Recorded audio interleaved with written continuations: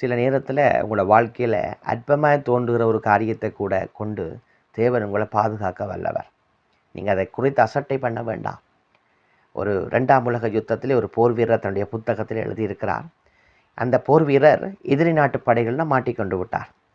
அப்படி மாட்டிக்கொண்ட பொழுது ஒரு மலைகளுக்கு இடைப்பட்ட ஒரு இடைவெளியிலே அவர் போய் ஒளிந்து கொள்ளுகிறார்.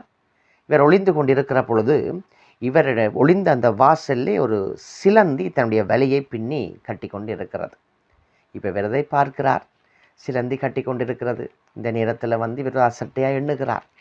அப்பொழுது இந்த படை வீரரை தேடி அங்கே எதிர்நாட்டு படை வீரர்கள் வருகிறார்கள்.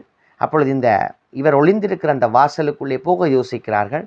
ஆனால் சிலந்தியே கூடு கட்டி இருக்குது, இதற்குள்ளே யார் போயிருப்பார்கள் என்று சொல்லி போட்டு அவர்கள் அந்த இடத்தை விட்டு போய்விட்டார்கள். அன்றைக்கு நீங்கள் பார்த்தீங்களா, இவர் அந்த சிலந்தி அந்த இடத்திலே கூட்டை கட்டினபடியார் அன்றைக்கு அவர் ஜீவனை பாதுகாத்து கொண்டார். இதே போல தான் நம்முடைய வாழ்க்கையில் சில காரியங்கள் ஒரு அற்பமாக நாங்கள் யோசிக்கலாம். ஆனால் அந்த காரியத்தை கூட தேவன் நம்மை பாதுகாக்க அவர் பயன்படுத்துகிறவராக இருக்கிறார். ஆகவே நீங்கள் இப்பொழுது ஒரு கொஞ்சமாக ஆசீர்வதிக்கப்பட்டிருக்கலாம், அதை குறித்து யோசிக்க வேண்டாம். மற்ற மனுஷோடு ஒப்பிட்டு நான் பெரிய அளவில் ஆசீர்வதிக்கப்படவில்லையே, நான் அற்பமுடையவனாக இருக்கிறேனே, அற்பமாக இருக்கிறேன் என்று யோசிக்க வேண்டாம். இப்படியாக இருப்பதே தேவனோட ஆசீர்வாதத்தை நோக்கி நடத்துவதற்கு ஒரு வழியாக இருக்கலாம். நமக்கு தெரியாது.